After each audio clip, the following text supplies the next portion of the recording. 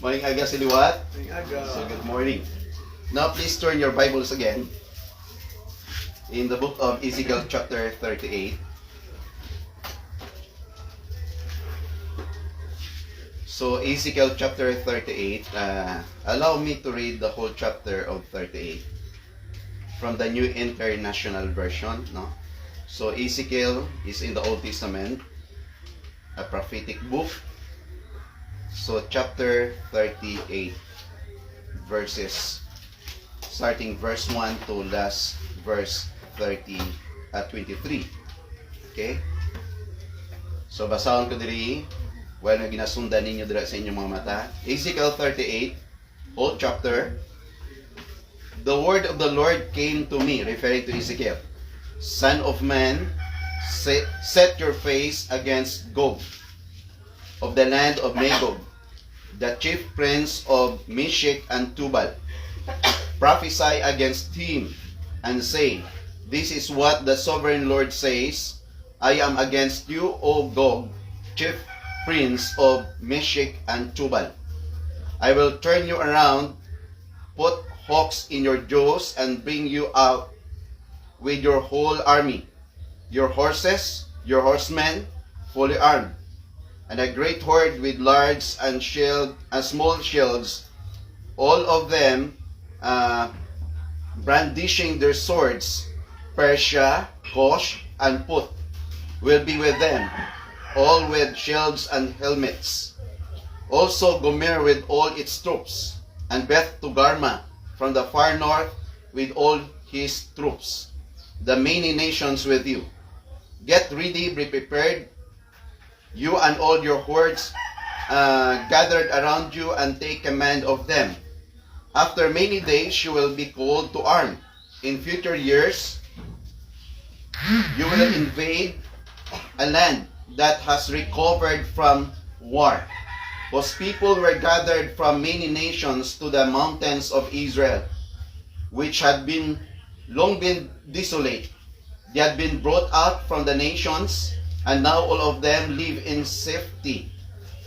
You and your troops and the many nations with you will go up, advancing like a storm.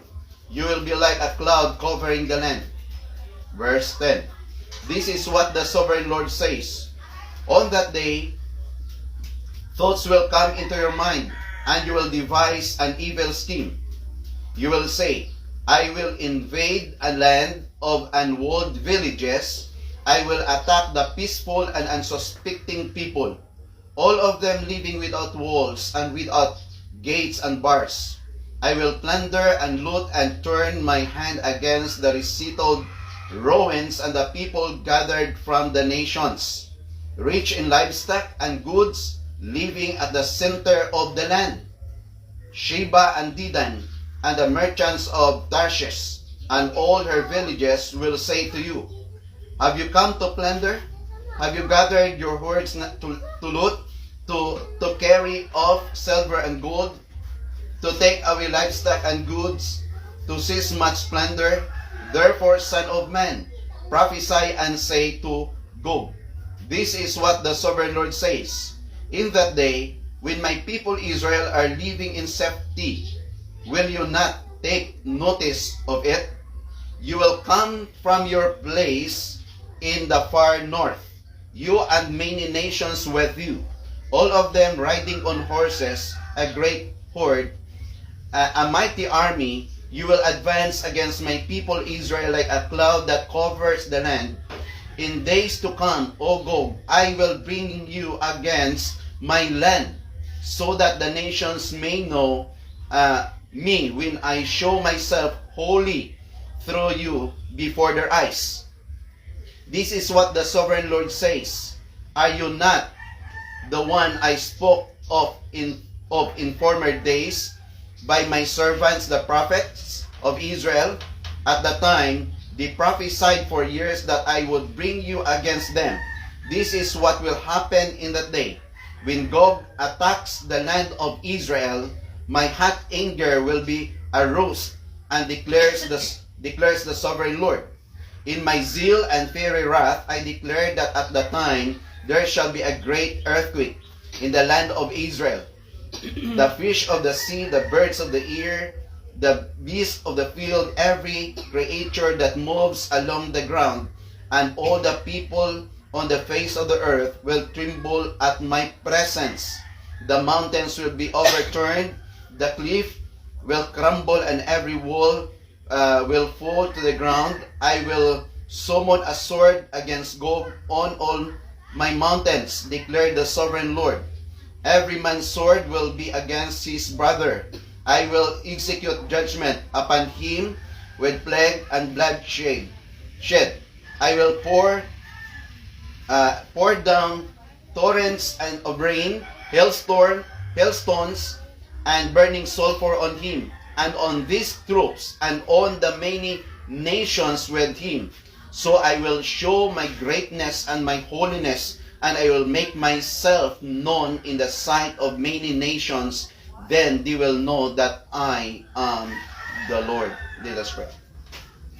Labing balaan gamanan nga Dios amon amay sa imo balaan nga presensya sa sini nga aga kami nagapalapit sa pagpasalamat sa gihapon sa padayon nimo nga pag-preserve sa amon mga kabuhi kag padayon ni ikaw nagakapyot sa amon sa adlaw-adlaw nga tanan.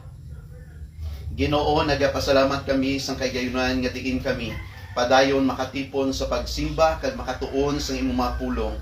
Suklobi kami amay sang kaalam.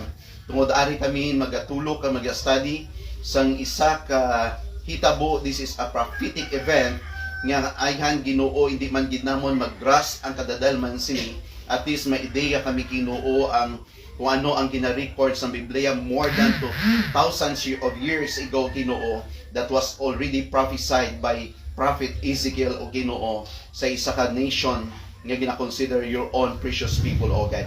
So today, nag-acknowledge kami sa imong presensya, nag-ask kami sa imong guidance, nag-ask kami sa wisdom, kay bless kami Ginoo sa siningamon pagtuon sa sininga aga. Salamat gid kay nasurrender namon sa imong tanan pagi sa gahom sa ngalan ni Jesus Christ kag sa bulig sang balaan nga espiritu. Ining akon pagpangamuyo kabay. Okay, again, good morning. We come now in the prophetic event or portion of the scripture, especially the book of Ezekiel, no? So, sa una, daw hindi naton maintindihan ang mga bagay nga gina-record diri.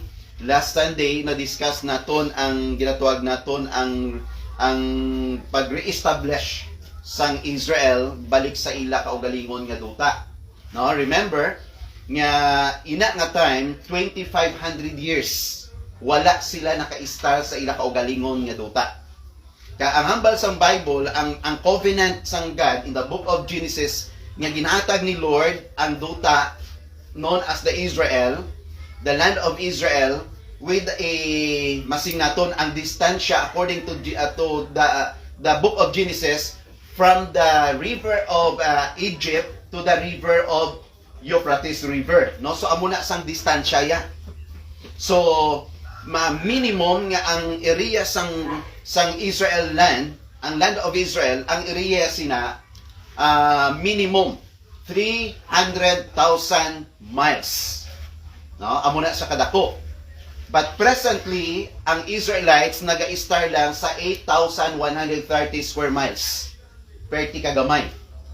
So, gin-divide ina siya, amo nang kasubo kay per kagamay sang portion ng ginakapyutan nila.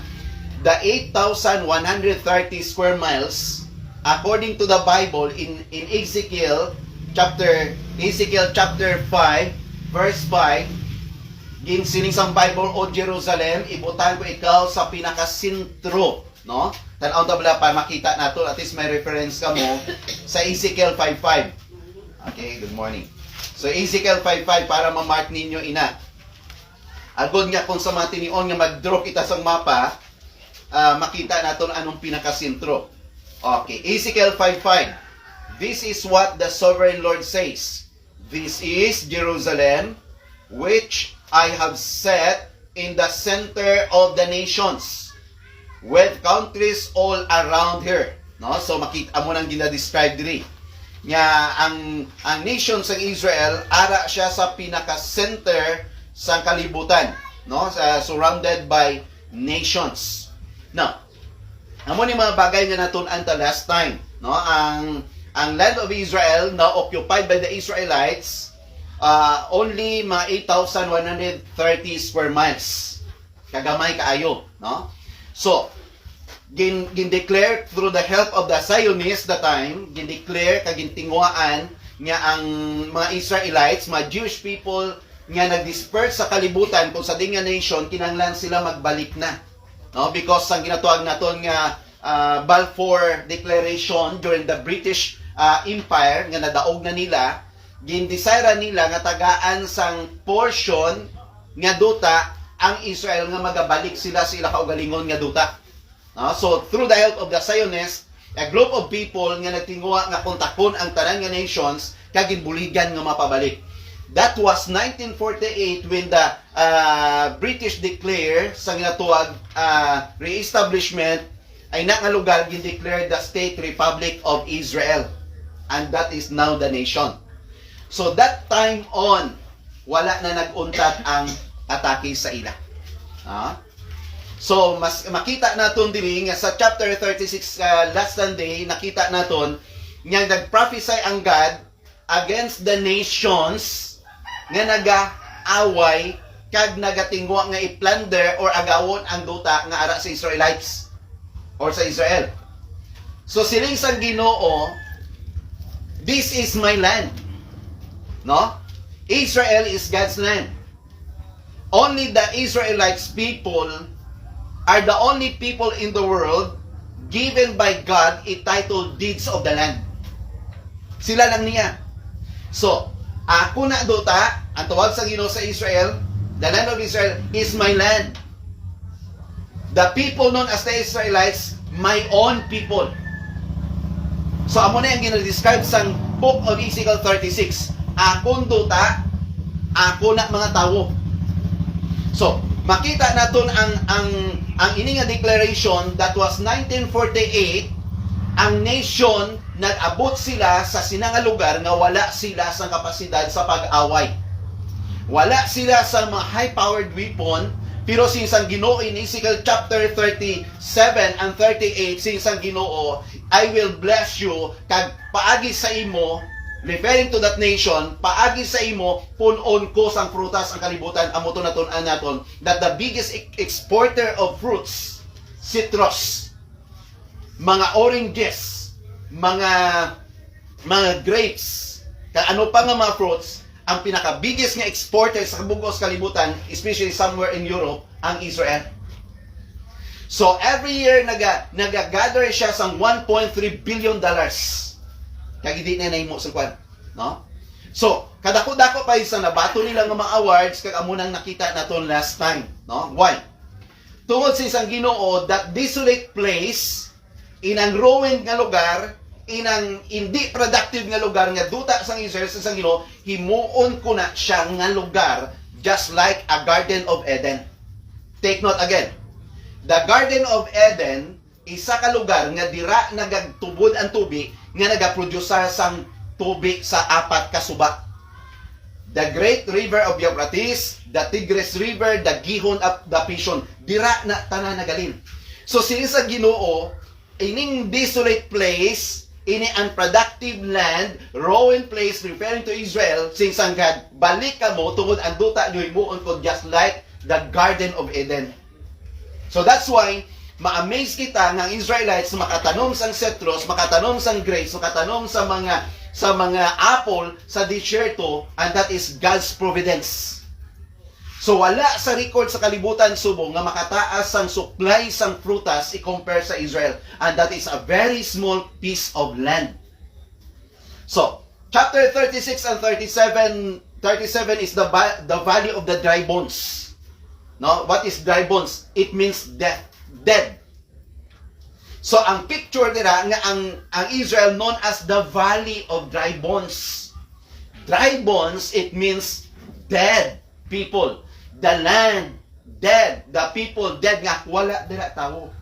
So nagprophesy si Ezekiel, kag si Ezekiel samtang nagawali siya sa iyang vision, ang mga bones nagtinapik, and then may mga tendons, and then naputos na sampanit, Kasi ni Ezekiel nagtindog sila pero wala pa sa kabuhi. And then God breath.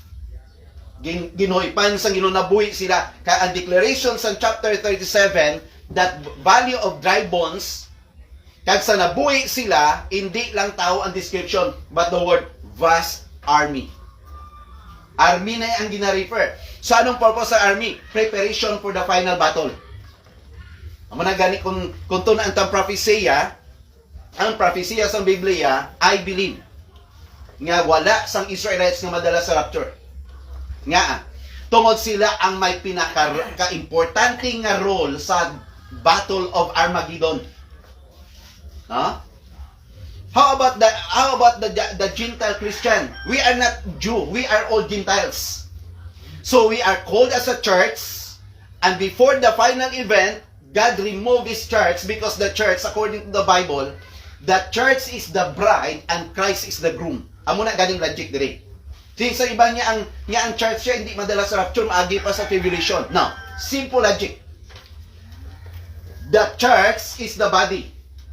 Christ is the head. Sino nga tao nga gusto ya ang head amo ang nakabalo sa tanan nga ara sa parts sa lawas tungod ang brain. Ang pamangkot, sino nga tao nga matinong panguna-una nga i-allow ya ang bisan sino nga magkastigo sa lawas siya? Hindi pala wala. Ikaduha nga logic. Sino nga bana nga ang asawa mo nga ginpalangga mo, ginpakasalan mo, kag ginatagan mo sa kabuhi mo, then you allow somebody nga mag-torture sa iya? Wala. Kita gani may mga partner kita, no? We as husband, hindi kami gusto nga buyayawon sa taong asawa namon.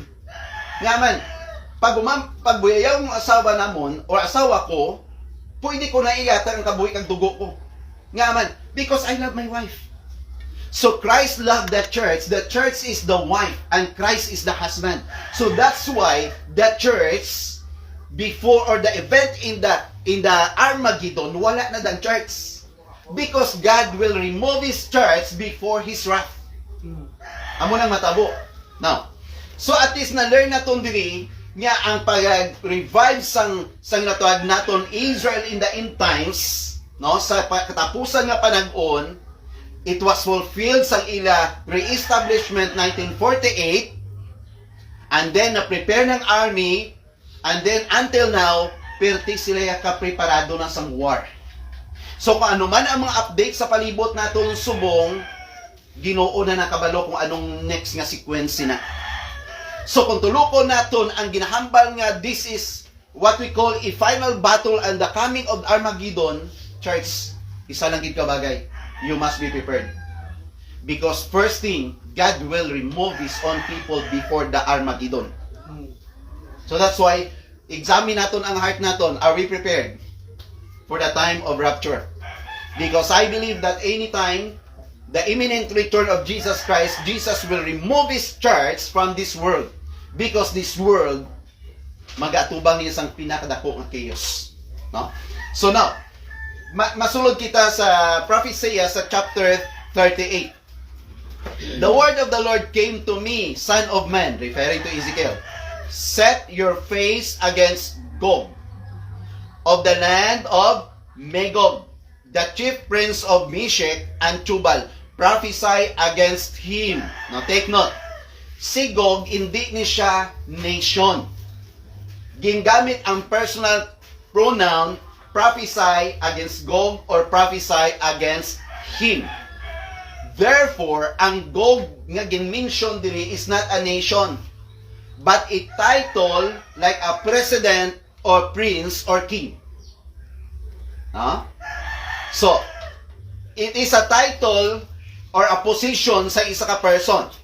So nga, prophesy against Gog of the land of Magog.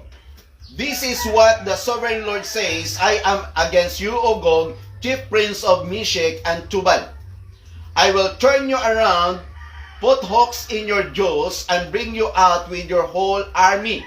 Now, diri kung tulukon naton, may mga pila ka mga bagay. Actually, the Magog, it refers sa isa ka lugar nga halos sa mga Bible scholars based in the study kag sa geographical nga pagtan-aw sa location that the place Magog is the land nga makita naton dira sa isa ka lugar nga matuwag naton someday or in the final battle kay ginapatigan ina siya nga lugar ang pinaka-strong among ginatuwag nga Russia, no? So Russia. So sining sang Bible gingamit diri sining sang Bible ang tinaga sinoy ning mga grupo sang nation nga mangin grupo kag mangin kabahin nga forces sang Russia. Una, that is in verse verse 6. Verse 5. Ang una nga gin-mention dira nga mag-join sa Russia amo ang Persia. No, Persia. That is the ancient name, Persia. So, ang Persia isa man is ka nation in the ancient time nga gingamit sang Ginoo nga makabalik ang mga ulipon kag mga Israelinon halin sa kamot sang Babylon. Ginpabalik sila, no, through Kings Darius sang una nga time, no, sang una pa nga time. But in the coming event, Persia maga-join sa Russia. Ano ini siyang Persia? Persia will also participate in Russian invasion to Israel. Kaya ano ning ang Persia? Persia presently called Iran. No? So, ang chapter 38 sang Ezekiel, ang mag-join sa Russia, ang ginatuwag Persia. Okay? So, ang Persia, amuna siya ang present name sang angalan subong Iran. Iran. So, 1979, ang Iran or ang Persia or ang Iran gindeclare as the Islamic Republic of Iran. Islamic. Meaning to say, 90% or 95% ang tao dira puro tanan mga Arabo or Islam. No, ang religion. But Iran and Russia will be the leading forces in this final attempt to wipe Israel off the map. Huh? So ang Persia kag ang Russia amugid siya ang maga-lead sa pinaka-final nga attempt agod nga panason sa mapa ang Israel. Under the leadership of President Obama, the US has entered into an agreement with Iran that baffles allies and enemies alike. It includes allowing that country to develop nuclear weapons and access some $100 billion. So, ang pagambal sa mga Iranian people nga ang isa sa nag-finance sa ila, the great financer, sa pag-put up nila sa nuclear weapon, actually, is the United States of America. So, tungod tungod nga gusto sa America that time, kag gusto sang Israel nga stop ang pag-put up sang nuclear weapon dira sa Iran, wala nagsugot ang Iran, wala magsugot ang Russia, ang ginimo sang Amerika, nag-detach siya. Wala na kulabot.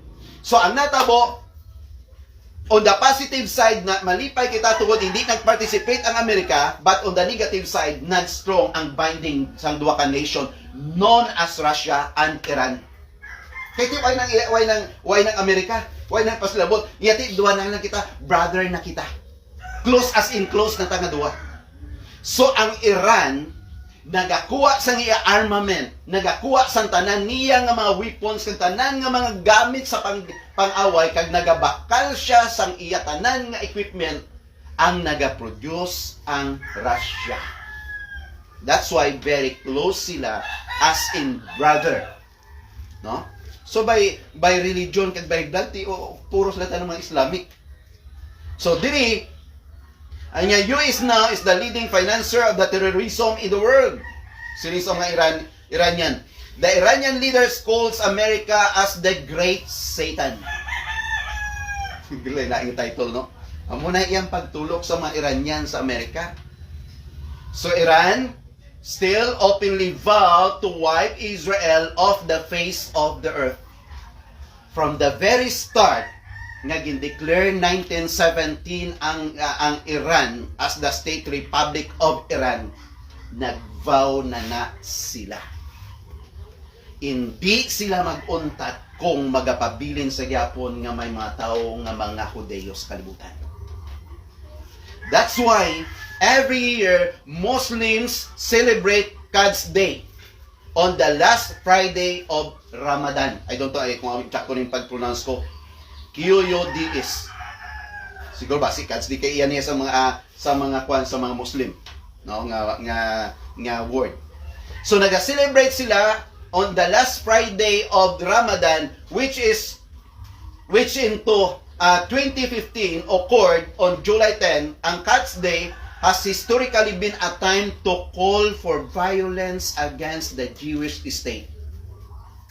So meaning to say, ang ila Ramadan, ang on the last Friday, may ara sila nga ginamention as part sang ila celebration, declaration para nga padayon nga magatubo ang kaakig nila to the next generation sang ila mga kabataan against Israel.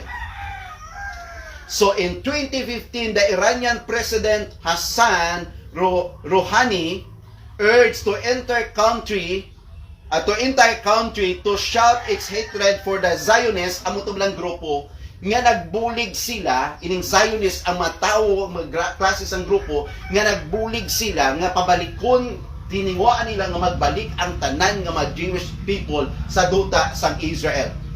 So ang Iranian sang 2015, si President Hassan Rouhani urged the entire country to shout its hatred for the Zionists and back Palestine effort to seize territory from Israel. So amo nang ilayang ginahimo. So makita naton diri nga initanan isa ka mga handom nila nga panason ang sa mapa ang Israel.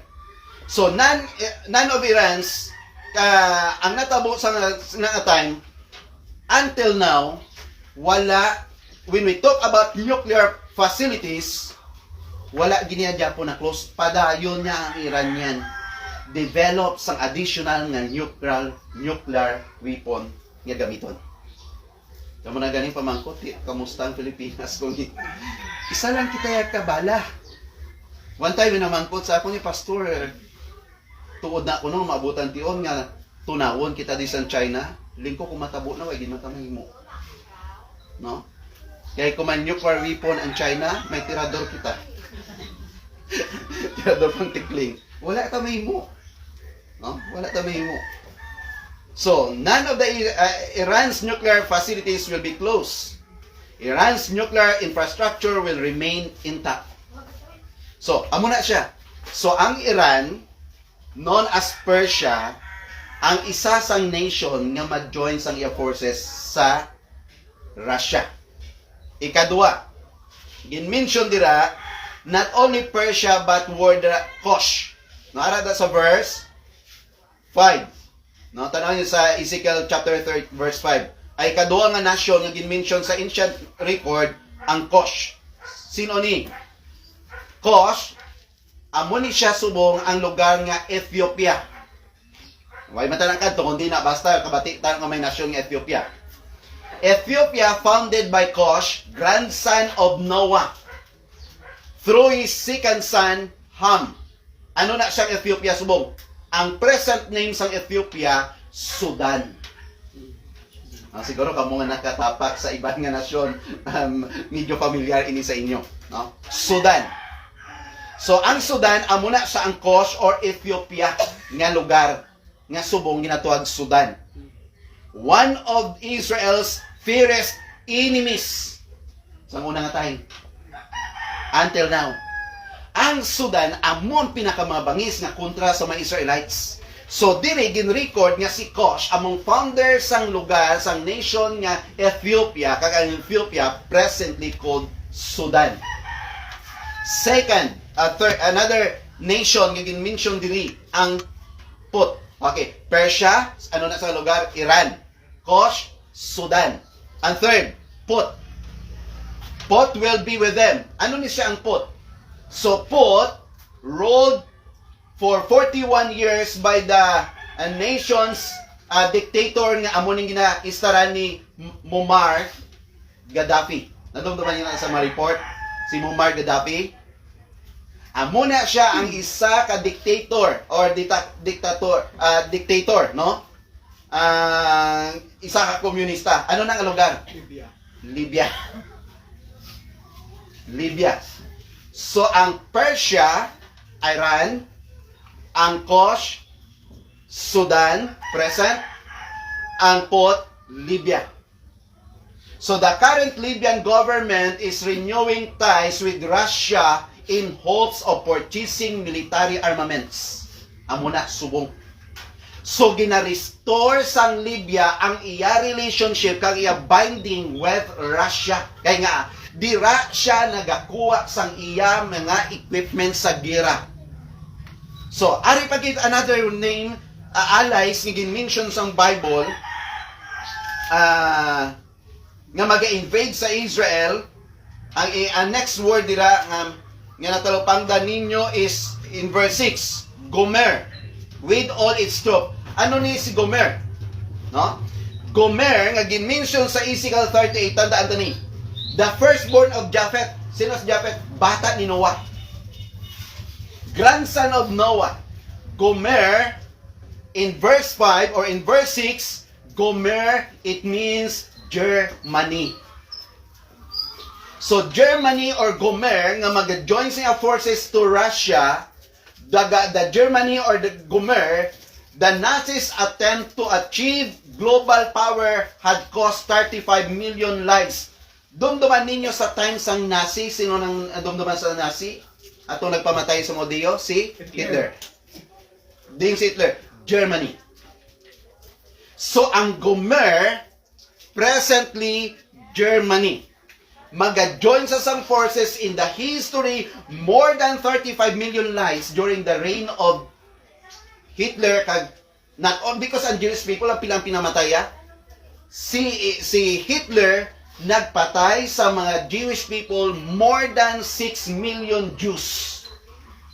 So si Hitler nagtingguha nga i-conquer ang kalibutan, according to the record, more than 35 million kakabuhi ang ginpangutas siya sa iya niya time. Amo na sang Nazi. Kag amo ni ang lugar nga ginhalinan, kag amo ning lugar nga gin-record that Gomer will join the forces, will become an allies of Russia. No? So, may word pa kita, ara pa kita isa katinaga. So, verse 6, also Gomer with all its troop and Beth Togarma. Ano ni Pastor, sinong Beth Togarma? Togarma, presently called Turkey. No? Amo na siya galing subong. So, Togarma was the third son of Gomer, son of Japheth, grandson of Noah in the history. So, presently ginatawag ini siya nga Turkey. So, these nations literally surround Israel through the northern armies of Russia, and Turkey will lead coalition. They will be joined by Iran from the east, Sudan and Libya from the south, Germany from the west, in the form of revised European coalition of nations. Kung tulukon naton nga ang Israel ara siya sa pinakasentro nga gamay-gamay nga duta sa mapa, ginaplastaran sa northern portion sang gitawag naton Russia, ginaplastaran sa another nalibutan siya. Kagamay-gamay nga lugar, no? Ginalibutan siya sang Ethiopia, Rush, Magog, Persia, Libya, Gomer, Togarma, kag amoy ni mga superpower nation subong nga ga-prepare to attack Israel. So question, why is God urging nations to He opposes to attack His chosen people? Amo na daw pamangkot. Nga gina-urge sa Ginoo ang mga nations nga iyaman mismo ginaoposan nga mag-atake sa lugar nga ginatawag naton Israel. No, so grabe ang nagakalatabo. So kung tuloko naton perti ka budlay, ka worse ang senaryo, no? Kag may mga pila ka mga bagay diri, nga siguro maka-question kita. Why will Russia and its allies attack Israel? What is the purpose of this invasion? Ano ang purpose ng Israel sa sining atake nila? Okay, number 1. Nga maningasugid yang Russia, no? At least may idea kita nya man nga sugid ang Russian atakiyon ng Israel kag kuwaon ng Israel. Number 1, the Russian will go to seize Israel's land. Unya ang duta. Ang Russia may plano kung nga ang malid siya sa final battle of Armageddon tungod gusto ya nga ang kunon gidya mismo ang duta sang Israel. Ara dira sa chapter 38 verses 11 to 12. Anong ang balya dira? Anong ara sa duta? Okay, verse 11. You will say, I will invade a land of unwalled villages. I will attack a peaceful and unsuspecting people, all of them living without walls and without gates and bars. I will plunder and turn my hand against the resettled ruins and the people gathered from the nations, rich in livestock and goods, living at the center of the land. Israel living at the center of the land, known as the center of all nations. So one purpose why Russia attack Israel, the purpose because Russians will go to seize Israel's land. Number 2, the second reason why Russians gusto yang akwaon ng Israel, to steal Israel's wealth. Tungod kwaon niya ang manggad sang Israel, kawaton niya ang manggad sang Israel. Okay, tanawan sa verse 12 again. In verse 12, gin-mention diri, I will plunder and turn my hand against the resettled ruins and the people gathered from the nations. Nga, because since ang Bible, Israel rich in livestock, rich in goods, Israel living in the center of the land. So diri makita naton nga ang Israel, ang Russian mag-a-attack siya tungod ang iya ultimate goal, kuwaon niya, agawon niya ang manggad nga ara sa duta sa Israel. Another reason, the great army from the north will seek to slaughter Israel's people. No? Amo ni ang pinaka-worst nga plano nila tungod sining sa verse 16 sa aton nga text in chapter 38. You will advance against my people Israel like a cloud that covers the land. In days to come, O Gog, I will bring you against my land so that the nations will know that when I show myself holy before their eyes. Ikatatlo nga reason nga gusto sang Russia nga kuwaon ang duta sang Israel. Because isa sa mga rason that the great army from the north will seek slaughter Israel's people. Wala na sila sa may ginahandom sa kabuhi nila.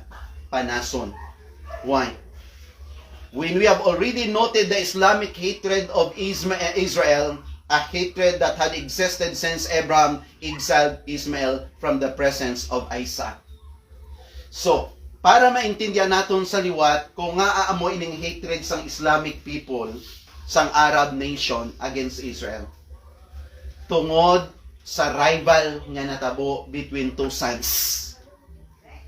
Isaac was the son of promise or the son of covenant nga ginhimo sang God sa kay Abraham. I will make your name great. I will make you into a great nation. So si Isaac natawo sa covenant sang Dios sa kay Abraham. But antes nagbusong si Sarah, ginhatag ni Sarah si Hagar sa kay Abraham, kag si Hagar nagbusong kag nagbata kay Ismael. Si Hagar was an Egyptian woman. So sa natawo kag ginpalangga ni Abraham ang bata, gintinguaan ni Sarah nga masipirit ini. Natawo ang bata nga sa Isaac, ginsipirit si Ismael, kag pagsipirit kag Ismael, nagkabuhi sila sa disyerto kag mapatay si Ismael. So ang bata nagilibion kanabatian sang Ginoo, kang Ginoo nagbless sa sining nga bata. He provides everything for the boy. Kag ini nga bata sin sang Ginoo, I will bless you and I will make you into a great nation. Kag through Ismael dira na tawo ang tanan-tanan nga mga Islamic or Arab people. So ining Arab people may hatred sila tungod kabalo sila sang ginatawag the covenant promise of the Lord or the covenant blessing nga instead nga ila tani ina-claim, ari diri nag-agi sa kay Isaac. That's why ang isa sa mga plano sa mga Arab kag Islamic people to wipe out Israel tungod sang hatred nga nagsugod sa duwa ka bata. No? So, at least maintindihan natong diri nga hindi kita maka-question nga amo ginikakig na ang kaakig nila nanginara sa dugo kag espiritu na nila because of the rival between two sons. Nagini sila nangin great nations because God made a promise to Abraham, I will make your name great through the life of this boy, Isaac. And this Isaac produced 12 tribes of Israel. And that 12 tribes of Israel was divided, a unified kingdom divided into two, the northern and the southern. But after that, na-revive sila. So, inang gamay nga piece of land, composed, masing naton 8,130 square miles, nga ginaistaran nila subong. Amo nang pinakasentro sang tanan nga mata sang kalibutan, kay amo na siya ang nasyon nga ginakaugtan sang mga Arabo until now. So, diri ini nga prophesia, mangini sa ini kadako nga pagpahanumdom sa aton tanan. No? So, that hatred can only be satisfied. Inang hatred sa mga Arab or mga Islamic people, that hatred can only be satisfied by the annihilation of the Jewish nation. Wala na sa makasatisfy sa mga Islamic people, magluwas. Ang isa nga makasatisfy sa mga Islamic people ang ma-annihilate, mapulverize, mapanas, madula ang dugo sang Hudiyo sa duta. Grabing hatred. So, where will the Russian invasion occur? The answer is in verse 8. In verse 8 in chapter 38. After many days, you will be called to arm. In future years, you will invade a land that has recovered from war, referring to Israel, whose people were gathered from many nations to the mountains of Israel, which had been long been desolate. They had been brought out from the nations, and now all of them live in safety. So ang promise ng God, bisan pa ginalibutan ang nation sang amuna nga klase sa mga kaaway, but God called that nation, that people, nga nagakabuhi sila sa isa ka safety land. Why? Because that war nga matabo in the future, that war, even the war today in the Middle East, it is not against a nation. It is against the name of the God of that nation. Ang ila kontra actually ang Diyos sang Israel. Because the more they attack Israel, the more nga nagaka-trample down sila. That's why God called His people and He said, you are living in a safety place. Secured place. So grabe. Siling sa isa ka writer, Israel is the smallest nation on earth. Israel is the smallest nation on earth. Approximately 290 miles at its longest ang iya kalabaon. Approximately 85 miles of its widest ang iya kalaparon lang. 85 miles lang. Ang iya ka masing naton kalabaon kasangkaron ang kagari pa approximately 9 miles at its northwest. No? So, amuning pagtanaw nila. But Russia is 785 times longer than Israel. Kung buta mo sa mapa, utod normal, no? Buta mo sa mapa Israel, do munggolan sa tupad sa iladuta. Nga man, 785 times ang kadakuon sang Russia sa duta sang Israel. Israel land occupied while 8,130 miles nga supposed to be ang promise ang God sa ila nga ila gidya nga istaran kag ilay pa nang iyan minimum of 300,000 square miles. Yet Israel, the smallest nation on earth, yet Israel is the center of one of the world final global wars. The target of the massive coalition led by the world's superpower, ang Israel. So, Israel must be prosperous in its land. Ara dira sa verse 11. In verse 11 mentions, in the Bible, I will invade the land of unwalled villages. I will attack a peaceful and a suspecting people, all of them living without walls and bars. No? So Arab, naka-yung ko while studying sa Singapore portion, niya may mga Israelis nga nagabasa sila sang ilang nga newspaper. Ang mga headlines per daw ka-negative sa sang ilaya kaimtangan kay permi sila ginabumbag yung that this man was surprised nga nakabasa siya sa newspaper nga iya sa mga Arabo. Sa newspaper sa mga Arabo, dito yung nabasan, Arab newspapers naka-record constantly claim Israel are all rich, successful, and rule the world. Ara sa newspaper sa mga Arabo, nga nakasulat sa news sang mga Arabo nga ang Israel ang pinakamanggaranon nga nasyon sa kalibutan, ang pinaka-successful nga nation kag magarul sa kalibutan, nainit sila. So inside the Israel, ang ilang nagakabasan tanan ang mga negative nga feedbacks sa ilang nation. But outside Israel, in the Arab nation, ang news dira nila na surprise nga kung nagakaugot sila tungod sa news nga ara iya sa mga Arab people. Ang nakabaraka ng news nga ang Israel, one of the pinakamanggaranon nga nasyon, pinaka-successful nga nation, kagratulok nila nga ini nga nation magarul sa kalibutan. But church, remember, these Arabs newspapers may see Israel's wealth. Naka-record ang manggad kung maamo ni kadako sa pagtanaw nila sa Israel. A small nation, take note, ari ang sa newspaper nga na-record sa mga Arabo. The Tel Aviv Stock Exchange lists 616 companies, meaning one public company for every 12,500 citizens.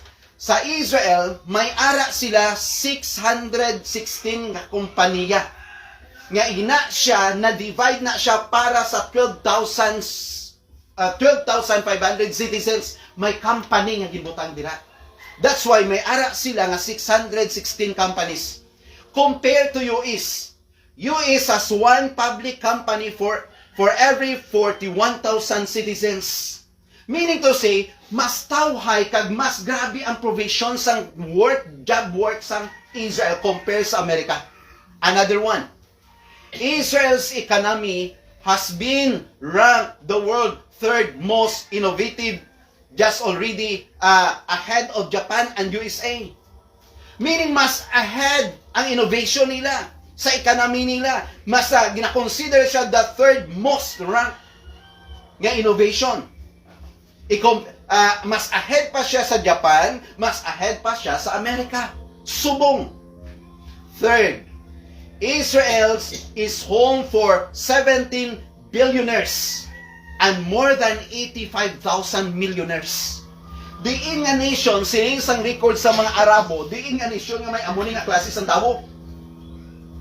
Only Israel, throughout the whole world, nga may ara sila that Israel's a small piece of land is the home for 17 billionaires.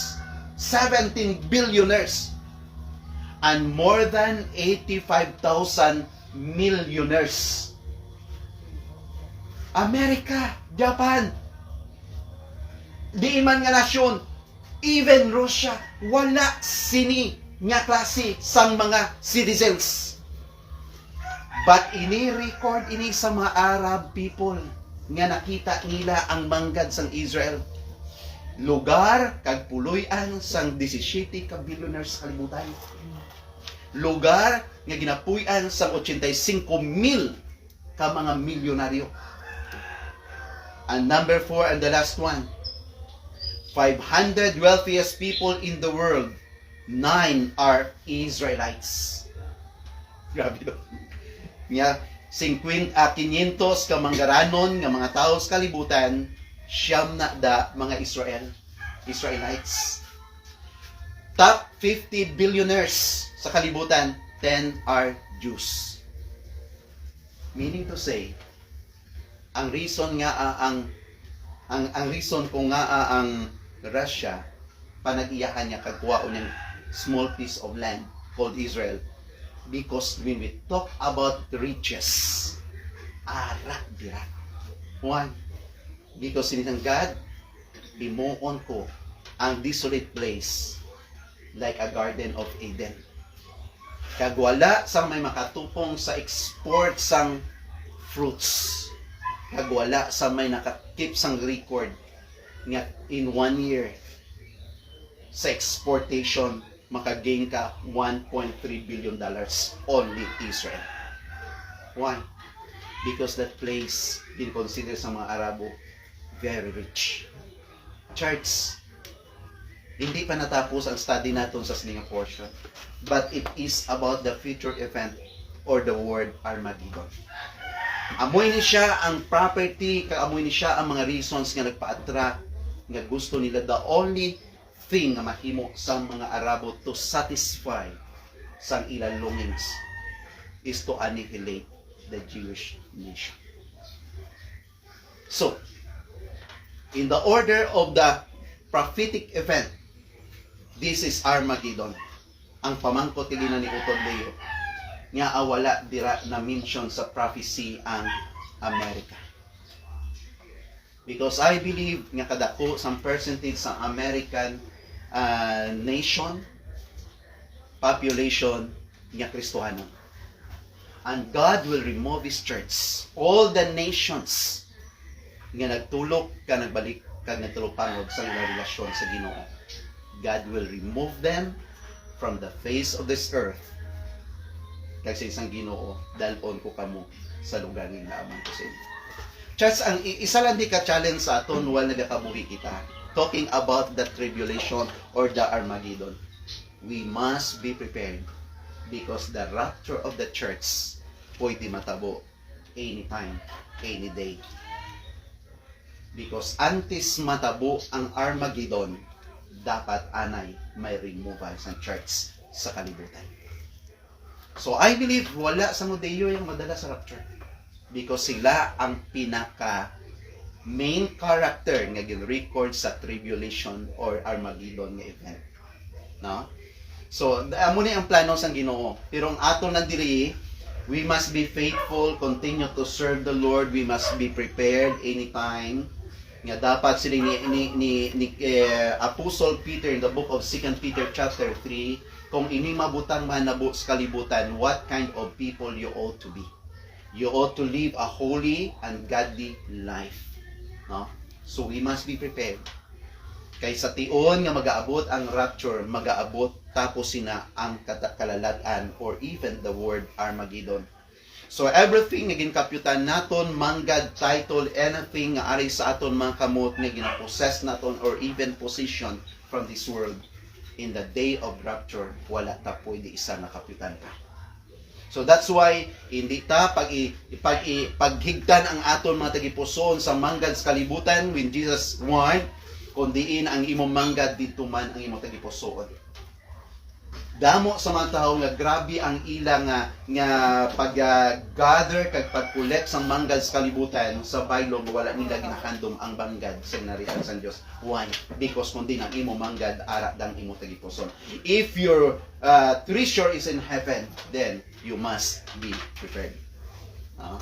So ayot nga sa siningaaga, mangin isa ini kadako nga pagpanghangkat man sa aton. That always siling sa 2 Corinthians 13 verse 5, examine yourselves. Always check your heart, always check your motive, always check sang imo nga pagtuo. Kung ara ka bala sa Ginoo kun wala. So there are many people inside the church nga nagasulod lang for the sake of rituals. Di kinahanglan namon magsulod. Pero the truth is they don't know kung may relasyon sila sa Ginoo. Hindi man sila kabalo kung preparados sila.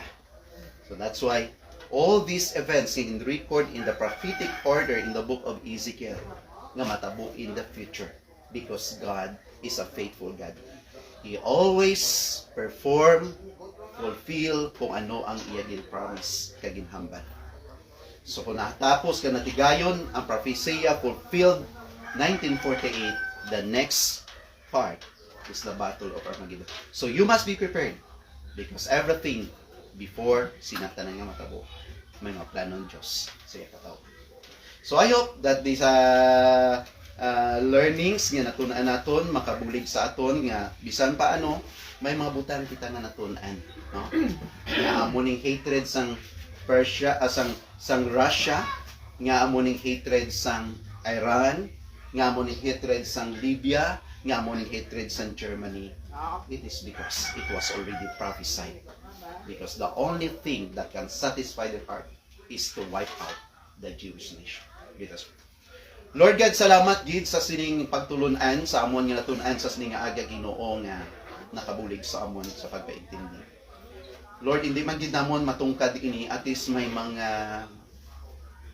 bird's eye view kami Ginoo nga nakita kag may mga reflection nga na-learn kag ma-apply namon sa amon kabuhi. Nga anti sinitanan nga mahanabo nga mga events sa sining kalibutan. Ang amon makabuhi ng insecure kag na-surrender sa imong Ginoo honestly, sincerely tungod amon ang pinaka-importante nga mahimo namon sa subong that we must be prepared anytime for your coming again. Anti sinitanan nga mahanabo matabo sa sining kalibutan. So thank you dear God. Nga gin-promise nimo ang protection, blessing kag deliverance sa nations ng Israel.